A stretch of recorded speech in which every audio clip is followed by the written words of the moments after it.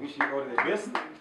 Karo Kasheija Muyambi wabiro Deputy RDC wa district ya Kibale, Deputy RDC wa district ya Lyantonde kandi hatobire nakoranka Deputy Resident City Commissioner wa Makindye Division mu Kampala yaraganisa abantu ba district ya Kagadi okwari kuza kukora emirimo ye nko kujwekera president kandi naza kuteka mu nkora programs za government. Abo kuba mandate yanjye nka RDC ni security ebyo kwerinda ninza kureba ngo nakwatanisa na diso wa district hamwe na timu ye turebe ngo twayitegereza embera ya Kagadi kweri abakani program harimo shonga nyingi Kagadi bangambira mu bintu binge birumu harimo kurwanagana harimo politics so nije kureba ngo nashitama na diso twabyetegereza ibiro kwetenga minister witubye kubimanya twabimugambira kwetenga president nawe kubyetegereza nawe kandi turi kubasa kuhandoringa nkitwa nka security committee tuja kushitama hansi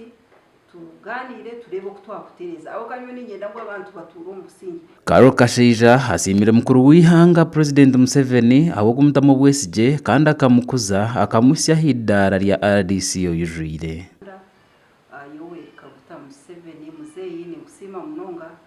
yebaro kunkuza okampereza wa RDC kandi ukangara mu district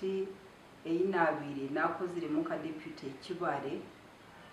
kandi ngenda kusima abanyakagadi banyakiraje munonga. I thank my colleague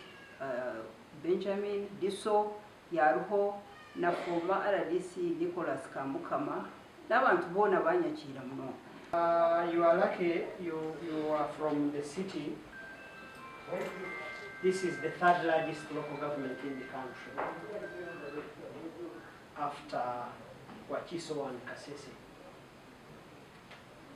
I think it is one of the districts that has the highest number of voters, about 200. Bamwe ahabashyira ha mukorogu abari mu DC wa district ya Kagadi Pauline Epodoy mukuru w'entebe ya katano awa district ya Kagadi Yosia Ndibwami omudumizi wa police Kenneth Ampulire abanyamakuru hamwe n'abandi. Pauline Epodoy DPC wa district ya Kabale ashabire RDC omusya okwatanisa n'abembezi ba district okutwara district eji arurengo rundi.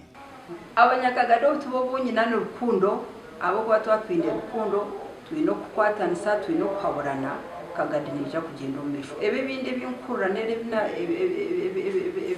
kutekateka ebyo bururu n'ebindi twatwatanise twino kundana twino kuruza hamwe kandi tukurra ingiri ya President Museveni Kagadi teri kubasa kuturema. Umuringo ngugumwe Yosia Ndibwami hori mukuru w'entebe ya katano hawa district ya Kagadi araganise ngwe n'abembezi bona nibaza kukwatanisa na RDC Karo Kasheija Muyambi okutungura district eji. Because we RDC wena kaja na kagenda